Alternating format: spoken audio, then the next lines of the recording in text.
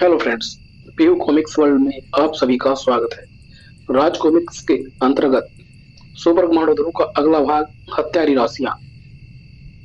रात के काले आकाश में घूमते तारे कवियों के लिए कल्पना का स्रोत है, वैज्ञानिकों के लिए रहस्यों का भंडार और अधिकतर लोगों के लिए ज्योतिष विज्ञान का आधार। इन ग्रहों के बारे में जानने वाला ग्रहों की स्थिति की गणना करके कुछ भी जान सकता है, भूत, वर्तमान और भविष्य। आज की लगन कुंडली में ठीक रात के 8:12 पर शनि चंद्रमा के साथ चौथे घर में प्रवेश कर रहा है और यही लगन सबसे उत्तम है हमारे काम के लिए। कुछ खतरा है, परंतु असफलता की उम्मीद नहीं के बराबर है, हम समझ गए। और वह खतरा कौन सा है यह भी हम जानते हैं।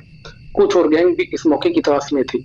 हो सकता है कि उनमें से ही कोई एक हमारे काम में अड़ंगा डालने की कोशिश करे। अगर वे ऐसा करेंगे तो भी वे सफल नहीं हो पाएंगे, क्योंकि आज के लगन में सफलता सिर्फ एक आदमी की किस्मत में लिखी है, मेरी किस्मत में, नास्त्रेदामस की किस्मत में, राजनगर के दूसरे भाग में। ध्रुव भैया, आज रात को तुम घर के बाहर मत निकलना, आज तुम्हारी पिटाई होने वाली है। अच्छा लगे हाथों ये भी बता दीजिए ज्योतिष जी कि मेरी पिटाई कौन करेगा। अब तुम्हारे आज के भविष्य फल में ये नहीं लिखा है, लिखा है कि रात्रि के प्रथम पहर में बाहर ना जाए, शारीरिक स्थिति होने की प्रबल संभावना। ऑफ, इतना खतरनाक भविष्य फल पगली, ऐसा भविष्य फल तो ना जाने कितने न्यूज़पेपर और मैगजीनों में आता है और हर किसी ने अलग अलग भविष्य फल दिया होता है। अरे ये सब भी कभी सही होते हैं? बेकार की चीजें मत पढ़ाकर काम की चीजें पढ़ाकर। इंडियन टाइम्स में निकला भविष्य फल काफी कुछ सही होता है भैया। नास्त्रेदामस का भविष्य फल कभी झूठा नहीं होता। क्या कहा नास्त्रेदामस? उसे मरे हुए तो कई सौ साल हो चुके हैं। ये कोई और नास्त्रेदामस है, लेकिन इसकी भविष्यवाणी बिल्कुल असली के टक्कर की होती है। अब देखो, इसमें मेरे भविष्य फल के बारे में लिखा था कि चुप कर, पहले नास्त्रेदामस को फोन करके पूछ कि इस हफ्ते जो तेरा 12th का रिजल्ट आ रहा है उसमें तू पास होगी या फेल। तब पता चलेगा कि नास्त्रेदामस कितना सही बताता है और कितना गलत। Good idea. मैं अभी नताशा को फोन मिलाती हूँ। इंडियन टाइम्स में नताशा, पहले तुमने मरकरी सर्कस पर जो आर्टिकल लिखा उसमें उस सर्कस की काफी तारीफें की थी। उसके बाद सर्कस में गड़बड़ियां शुरू हो गई और फिर तुम्हारा जो आर्टिकल आया वह मरकरी सर्कस के एकदम खिलाफ था। हम ऐसी न्यूज रिपोर्टिंग नहीं चाहते हैं। अगर हम अपने विचार ऐसे ही बदलते रहे तो हमारे पेपर की इमेज खराब होते देर नहीं लगेगी। वह पहला आर्टिकल मैंने स्टारफिश के मानसिक नियंत्रण के अधीन होकर लिखा था, उसमें मेरी कोई गलती नहीं थी। पब्लिक ऐसी बातों पर भरोसा नहीं करती है, उसके लिए सुपर स्टारफिश जैसी चीजें एक गप से ज्यादा और कुछ नहीं है। आइंदा अपनी न्यूज रिपोर्टिंग में ज्यादा सावधानी बरता करो। ओके सर, क्या अब मैं जा सकती हूँ? मुझे अपने नए आर्टिकल और राजनीतिक माफिया गैंग पर काफी काम करना है। ऑल राइट, उम्मीद है इस बार तुम एक अच्छा आर्टिकल लिखोगी। मुझे भी उम्मीद है सर। इतने खूबसूरत चेहरे पर झुर्रियां, मेरा मतलब कि शिकन, गुस्से की शिकन। क्या हुआ नताशा? शेखर, तुमसे कितनी बार कहा है कि बकवास कम किया करो। लो, मैं तो समझता था कि लड़कियां तारीफ सुनकर खुश होती है, फिर भी क्या हुआ? अरे वही अपना नया एडिटर इन चीफ किसी भी पर्सनल प्रॉब्लम को समझना ही नहीं चाहता है। अब मैं कोई ज्योतिष तो हूँ नहीं, जो पता चलेगा वही लिखूंगी ना। नास्त्रेदामस से पूछ लिया करो। वैसे बाहर चलकर एक एक कॉफी पीने के बारे में तुम्हारा क्या ख्याल है? अभी मूड नहीं है शेखर। वैसे एक बात बताओ, हर बार एक ही जवाब सुनकर तुम बोर नहीं होते हो? क्या करे, बगैर पूछे दिल भी तो नहीं मरता है। किसी ना किसी दिन तो तुम हाँ करोगे ही ना। देखते हैं super reporter mister Shekhar. Natasha को बाहर कॉफी सिर्फ एक ही शख्स ला सकता है, मिस्टर शेखर, और वो है सुपर कमांडो ध्रुव। नताशा, कहाँ थी तुम? कॉल मिला मिलाकर थक गई हूँ तुमको मैं। तुम्हारा फोन है अर्जेंट। Hello Natasha here. हाँ श्वेता, व्हाट ए सरप्राइज, क्या बात है आज तुम्हें मेरी याद कैसा ही? नास्त्रेदामस क्या कहा? सॉरी यार, उसका एड्रेस कोई नहीं जानता। रोज शाम को उसका एक आदमी आकर भविष्य फल दे जाता है और कैश ले जाता है। क्या क्या कह रही है तुम? ओके, अब चलो अपनी छानबीन जारी रखनी मुझे। यही है लो वो लड़की, कोई उसे घूर रहा था। नजर रखो इस पर। राजनगर में 8 बजे रात के आसपास कई स्थानों पर जाम लगना मामूली बात होती है, और कुछ स्थान ऐसे भी होते हैं जहां पर राज होता है सन्नाटों का और तेज गति से दौड़ते वाहनों का और शिकार की तलाश में घात लगाए शिकारियों का। इतना महंगा कंसाइनमेंट ले जाते हुए दुख दुखी लगी रहती है यार जसपाल। वो किस बात की दुख दुखी शर्मा? गोदाम से ऐसे 3 ट्रक और हमारे साथ भी निकले हैं, और वे सभी अलग अलग रास्तों से होते हुए वहीं पहुंचेंगे जहां हमें जाना है। किसी भी लुटेरे के लिए जानना असंभव है कि असली माल किस ट्रक में है। शर्मा के पैर ब्रेक पर दबते चले गए थे। किसी ने गद्दारी की है शर्मा, ये हमारा ही इंतजार कर रहे थे। उतरो नीचे। कौन हो तुम लोग? तुमको कैसे पता चला कि? खामोश, वैन का दरवाजा ग्रेनेड से उड़ा दो। ग्रेनेड एक भीषण आवाज के साथ दरवाजे से जा टकराया, लेकिन दरवाजे और लॉकर पर जरा भी असर नहीं हुआ। दरवाजा स्पेशल मेटल का बना लगता है, इस पर ग्रेनेड का कोई असर नहीं हुआ। हमारे पास समय बिल्कुल नहीं है, वैन को ही ले चलते हैं हम। और अगर इसमें वह छोटा बॉक्स नहीं रखा हुआ तो हमारा इन्फॉर्मर उसकी कीमत अपनी जान देकर चुकाएगा। लेकिन इससे पहले कि लुटेरे वैन पर चढ़ पाते, हवा में कुछ चमका। वो था स्टार ब्लेड, और इन्होंने वैन के टायर को पंचर कर दिया है। इसका एक ही मतलब हो सकता है कि सुपर कमांडो ध्रुव यहाँ पर आ चुका है। तुझसे कहा था कि मोटरसाइकिल की आवाज का ध्यान रखना। ध्यान तो रखा था, पर आवाज आई ही नहीं। आवाज आती कहां से, मैं मोटरसाइकिल से आया ही नहीं हूँ। इस समय ट्रैफिक में मोटरसाइकिल से कहीं भी जल्दी पहुंच पाना संभव है। मोटरसाइकिल आधी रात की सुनसान सड़कों पर गश्त के लिए ठीक है। इस समय तो छतों के रास्ते झूलते हुए आना ही सबसे उत्तम तरीका है। तू यहाँ तक आ गया कैसे लड़के? तुझे पता कैसे चला कि यहाँ पर कुछ हो रहा है? ध्रुव की हजारों आंखें हैं, जिनमें से 2 आंखें ये हैं। तभी ध्रुव उन पर टूट पड़ा। ये चारों एक सी पोशाक के पहने हुए हैं, यानी ये किसी एक ही गैंग के आदमी हैं। और इनके हथियार देखकर लगता है वह गैंग काफी शक्तिशाली है। ध्रुव ने मामला निपटाने में ज्यादा समय नहीं लगाया था, क्योंकि उसको जानना था कि क्या हो रहा है यहाँ पर। इस वैन में ऐसा क्या है जिसके पीछे ये गुंडे पड़े हुए हैं? ये जानना तू क्या करेगा सुपर कमांडो ध्रुव, क्योंकि इस वैन में जो कुछ भी है उसे शुक्र और सनी ले जाएंगे। हाई एक्सक्लूसिव रिंग्स, सनी के छल्ले। एक बार में ही वैन के दरवाजे के परखचे उड़ा दिए इन्होंने। ध्रुव के कुछ समझ पाने से पहले ही शुक्र वैन में से एक छोटा सा बॉक्स लेकर बाहर आ चुका था। आराम से आओ, ये हमको रोकने की हिम्मत नहीं करेंगे। रोको इन्हें। इस बॉक्स में सुपर हाई क्वालिटी के रत्न रखे हैं, एक्सपोर्ट के लिए। इनकी कीमत अरबों रुपए में है। ध्रुव के लिए आगे कुछ सुनने की जरूरत नहीं थी। अगले ही पल ध्रुव उन पर टूट पड़ा। बॉक्स ध्रुव के हाथों में आ चुका था, लेकिन ध्रुव को उसी पल शुक्र से दूर उछल जाना पड़ा। एक बनगे ने हमको काट रखने की कोशिश की, उसको तुरंत मसल डालना चाहिए। ऑफ एक्सक्लूसिव रिंग, इसका असर तो मैं देख ही चुका हूँ। ध्रुव रिंग से तो बच चुका था, लेकिन हवा में उड़े चट्टानों के असंख्य टुकड़ों से अपने आप को निशाना बनने से बचा ना पाया। शुक्र को होश आते देख सनी क्रोध में पागल हो गया। एक्सक्लूसिव रिंग हवा में टिड्डियों की तरह छा गई थी, लेकिन ध्रुव को एक भी रिंग छू नहीं पाया। इस रिंग को ज्यादा देर तक धोखा दे पाना मुश्किल लगता है। इनका मुकाबला करके इनको हवा में ही नष्ट करना होगा, और ये काम करेंगे चट्टान के ये टूटे टुकड़े। पहले एक्सक्लूसिव रिंग से इनको तोड़ा, और ये अब एक्सक्लूसिव रिंग को नष्ट करेंगे। चट्टान के टुकड़े हवा में उड़ते रिंग से टकराए, और रिंग्स हवा में ही नष्ट होने लगे। इधर लुटेरे भी होश में आ रहे थे। ये दोनों कौन है पता नहीं, मगर जो भी है ये उसी माल के पीछे है जिसके पीछे हम थे। बिजली की तेजी से एक गुंडे के हाथ बॉक्स पर कस गए थे। अभी बॉक्स जमीन पर पड़ा है और ये दोनों लड़ने में बिजी हैं। दूसरा बेहोश पड़ा है। यही मौका है, माल उठाओ और फुट लो। और अगले ही पल उसके चिथड़े उड़ गए थे। वह ध्रुव नहीं था जो उछलकर उस रिंग से बच पाता। ये छोटा सा नमूना ही रिटोरो के दिल में दहशत पैदा करने के लिए काफी था। अब लड़ाई सिर्फ ध्रुव और सनी के बीच थी। इस पर इन रिंग्स का वार करना बेकार है। उनको तो उछल कूद कर ये बेकार कर देता है। इससे दूसरे तरीके से निपटना होगा। ये रिंग्स तेरे शरीर को जकड़ कर तुझे हिलने डुलने में भी लाचार कर देंगे कमांडो, और फिर तू हमारे किसी भी वार के लिए एक आसान सा निशाना होगा। हो सकता है सनी, लेकिन पहले इन रिंग्स को मुझे कैद कर तो लेने दो। ये रिंग्स तो तुझे कैद करके ही रहेंगे कमांडो, क्योंकि तुझे पहले बेबस करेंगे शुक्र के बादल, और फिर तुझे अपनी कैद में पीस डालेंगे सनी के छल्ले। उफ, ये तो होश में आ गया है। शुक्र के हाथ से घने रासायनिक बादलों ने निकलकर ध्रुव को घेर लिया। अमोनिया और कार्बन डाइऑक्साइड गैस के घने बादलों में गिरकर ध्रुव कुछ पलों के लिए चकरा गया था। हा हा, सुपर कमांडो ध्रुव, अब इन छल्लों से बाहर तेरी लाश ही निकलेगी। ये छल्ले हवा की जमी सोख कर पहले आकाश में बढ़ते हैं, और फिर जैसे जैसे तेरे शरीर की गर्मी से नमी उड़ती जाएगी, ये छोटे होते चले जाएंगे, और फिर ये तेरे बदन की सारी हड्डियों को तोड़कर तेरे खून में मिल जाएंगे, और तुझे मिलेगी एक भयानक मौत। गुड बाय सुपर कमांडो ध्रुव, अब नर्क में मुलाकात होगी। उफ, ये दोनों भाग रहे हैं, और मैं उनको रोकने के लिए कुछ भी नहीं कर सकता हूँ, क्योंकि फिलहाल तो मुझे अपनी जान बचाने का रास्ता सोचना होगा। अगर मैंने इनसे बचने की जल्दी ही कोई उपाय ना किया तो सनी की बात सच होकर रहेगी। सिक्योरिटी सर्विस के दोनों आदमी भी नजर नहीं आ रहे हैं, शायद भाग गए हैं वे दोनों। अब अपनी मदद मुझे खुद ही करनी होगी, और वक्त भी बहुत कम है। लेकिन इन छल्लों से छुटकारा कैसे? उफ, सनी ने कहा था कि ये छल्ले नमी पाकर आकार में बढ़ते हैं और नमी सोकर छोटे होते हैं। अगर इनको नमी दी जाए तो ये आकार में बढ़ने लगेंगे, और मुझे इनसे छुटकारा मिल जाएगा। और इन चिल्लों को नमी देगा। इस वैन के रेडिएटर में भरा पानी और रेडिएटर पर कुछ सधे हुए वार के बाद रेडिएटर में छेद हो गया और पानी की बूंदें टपक कर छल्लों को भिगोने लगी थी। कुछ ही पलों बाद ध्रुव छल्लों से आजाद हो चुका था। इतनी देर में मेरे अलावा सभी लोग यहाँ से भाग चुके हैं और वैन का बेशकीमती कंसाइनमेंट भी लूटा जा चुका है। अब यहाँ पर रुकने का कोई फायदा नहीं है। रात का अंधेरा ध्रुव को निगल गया और इसी वक्त राजनगर का सबसे शानदार इमारतों में से एक तुमको इंडियन टाइम्स का चीफ एडिटर मैंने बनाया है। याद है ना? तुम्हारी नौकरी और इज्जत भी मेरे रहमो करम पर है और तुम्हारी जान भी। याद है ना? याद है बारको सर? और फिर तुमने उस लड़की को माफिया गैंग और राजनीतिकों की मिली भगत पर आर्टिकल लिखने की इजाजत क्यों दी?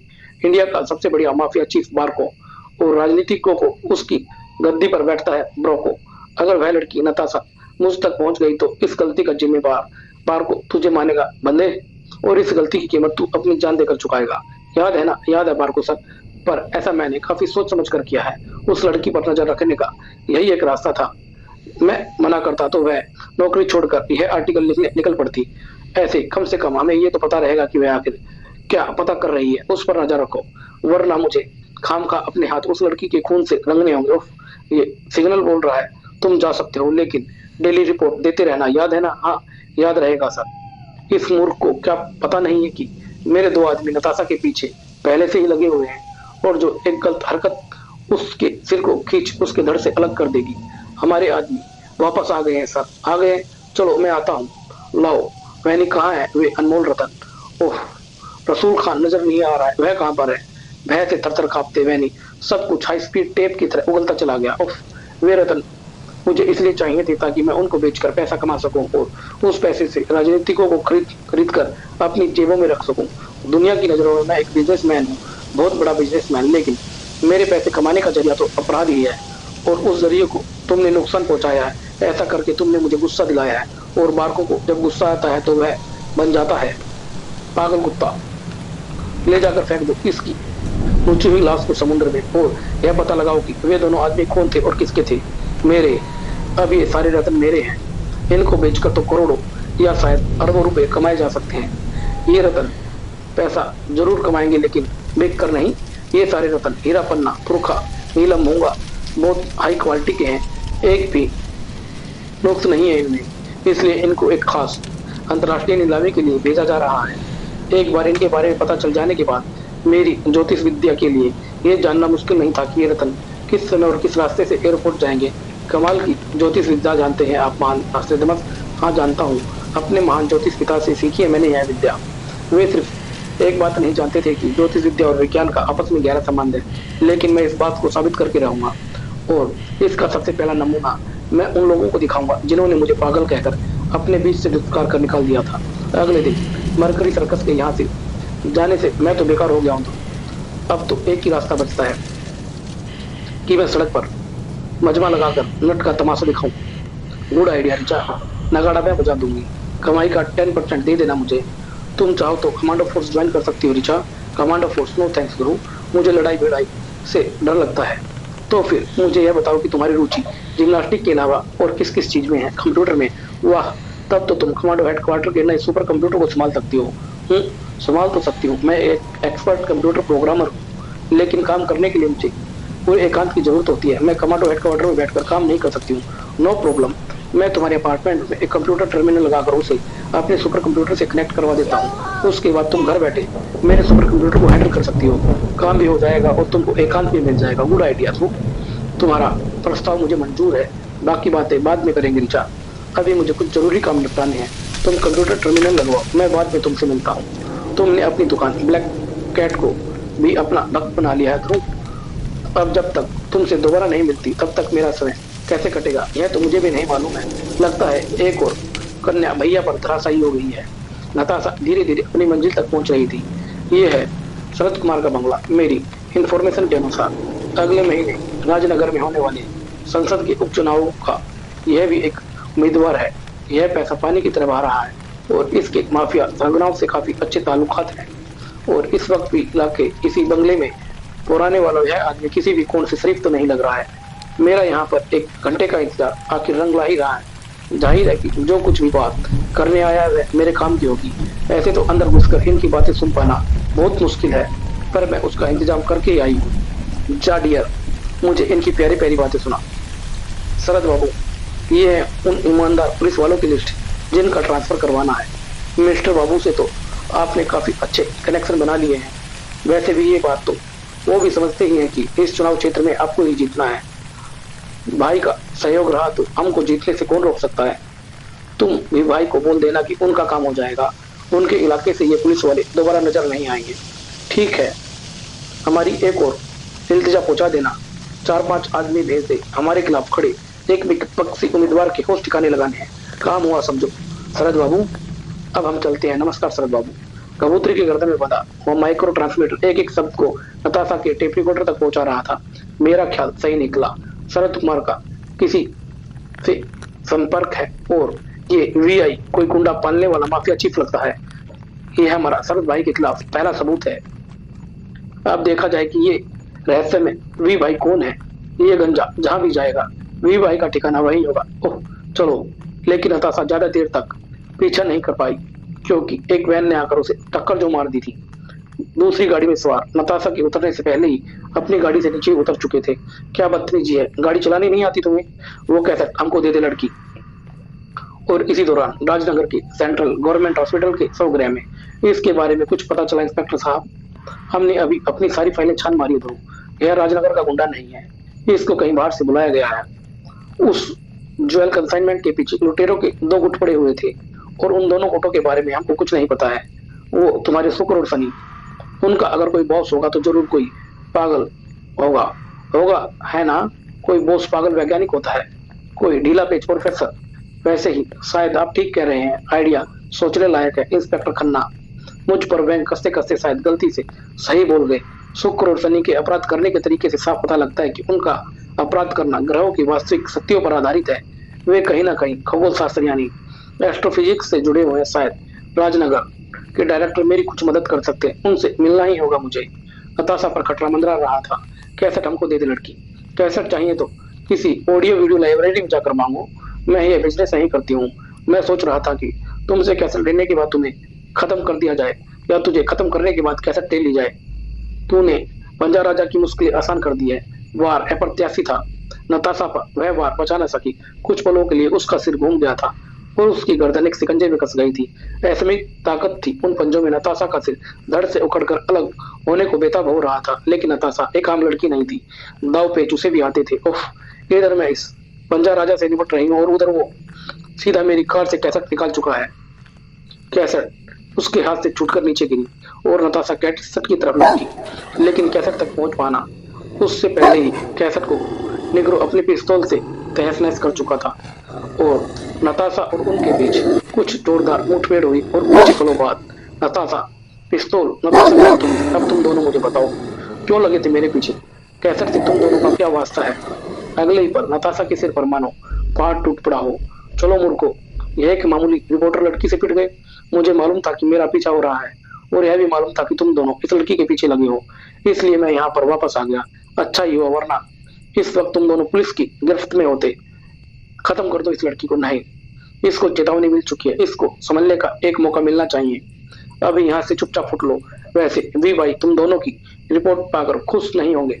रात का अंधेरा धीरे धीरे अपनी काली चादर में राजनगर को समेट रहा था। यह है राजनगर की डायरेक्टर शाह का apartment. Hello doctor Shah speaking. आप कौन?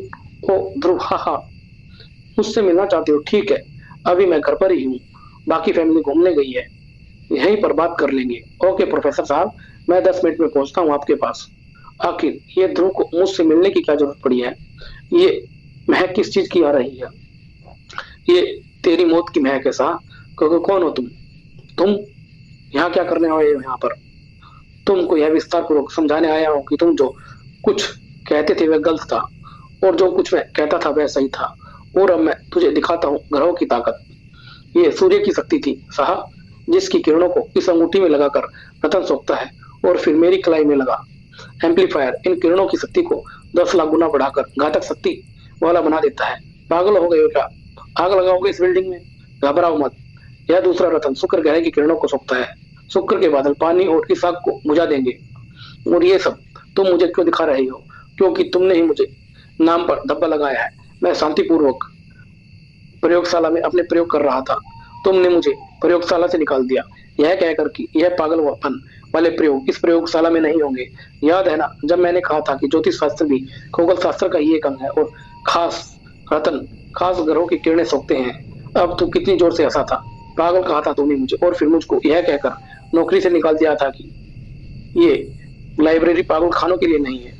और वह तो मैंने इसलिए किया क्योंकि तुम सरकारी प्रयोगशाला में अपने व्यक्तिगत प्रयोग कर रहे थे, इसकी मैं इजाजत नहीं दे सकता था। झूठ, तुम डरते थे मुझसे, मेरी बुद्धि से चलते थे, इसलिए तुमने मुझे रास्ते से हटा दिया। पर आज मैंने यह साबित कर दिया है कि मैं सही था और तुम गलत। और अब तू मेरी महानता को स्वीकार करेगा, मेरे पैर छुएगा। चल छू मेरे पैर। भय से थरथर कांपते और भागने का रास्ता ढूंढ रहे डॉक्टर शाह ने यह मौका नहीं खोया। मुझसे बचकर कहाँ जाओगे शाह? भाग जितना तुम भागना चाहती हो। नास्त्रेदमस के बाहर निकलने तक लिफ्ट का दरवाजा बंद हो चुका था। हाँ हाँ, समझता है कि लिफ्ट से भागने से बच जाएगा तू, लेकिन इस मूर्ख को अभी नास्त्रेदमस की शक्तियों के बारे में 10% भी नहीं पता है। नास्त्रेदमस के हाथों से निकली किरण तेजी से सीढ़ियों पर बर्फ जमाने लगी थी और नास्त्रेदमस उस पर फिसलता हुआ नीचे की तरफ बढ़ने लगा था। वहां से थोड़ी ही दूरी पर ऋचा के अपार्टमेंट में फर्स्ट क्लास। तुमने तो पूरी कंप्यूटर लैब यहीं बिछा ली है ऋचा। मैंने नहीं, तुमने। फाइनेंस तो तुमने ही किया, आखिर तुमने ही किया है, इस कंप्यूटर लैब को सेट किया है। वैसे मुझे इन सारी चीजों की ही जरूरत थी।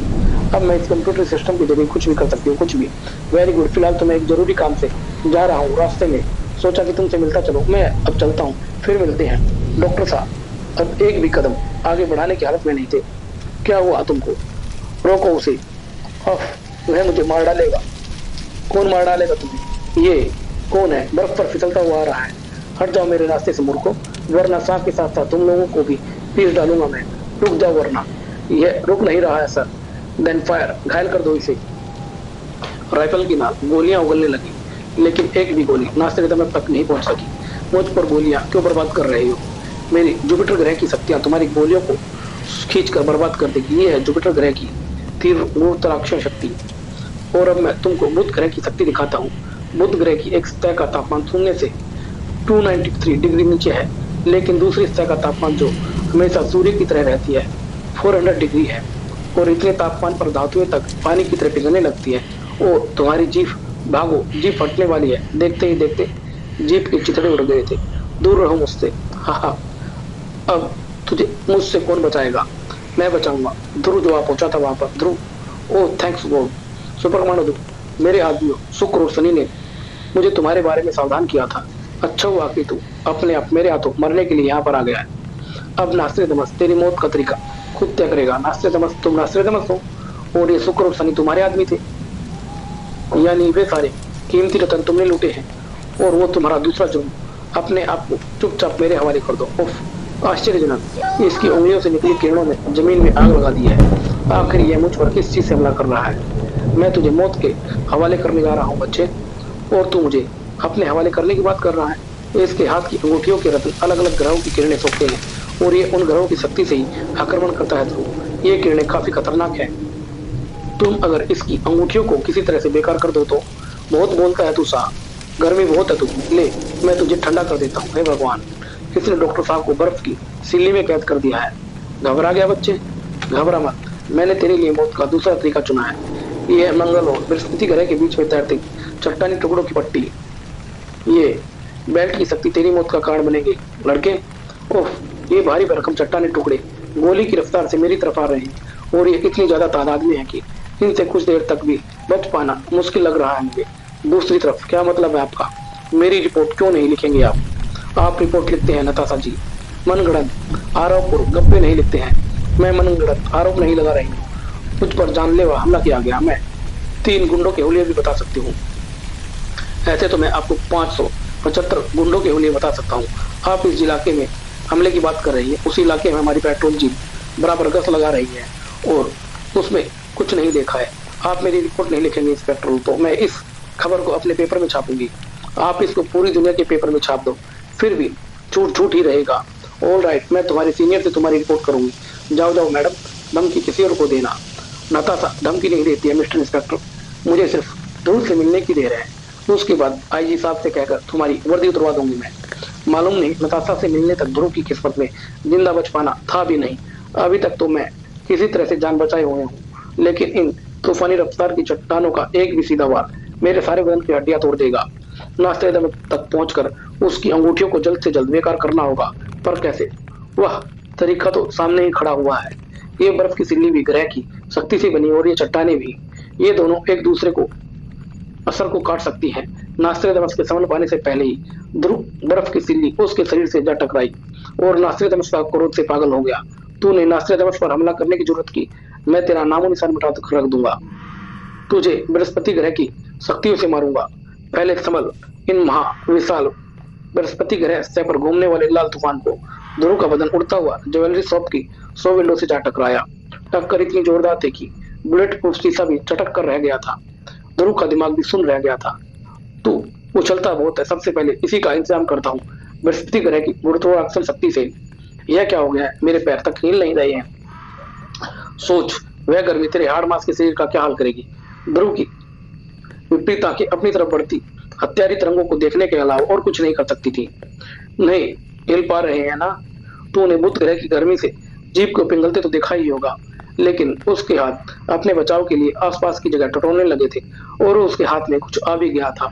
ये क्या? ये घातक किरण मेरी मुट्ठी में सिमटती जा रही है। मुझे मालूम नहीं नुकसान नहीं पहुंचा रही, पर क्यों? ऐसा क्या है? मेरी मुट्ठी में रतन, ज्वेलरी शोकेस में रखे रतन। उफ, ये रतन मेरे रत्नों से निकली घातक तरंगों को सोख कर वापस सामान्य स्तर का बना रहे हैं। हाँ नास्त्रेदमस, अब मैं अपने पैर भी हिला सकता हूँ और हाथ भी हिला सकता हूँ। मेरे रत्नों की शक्ति बेकार हो गई है।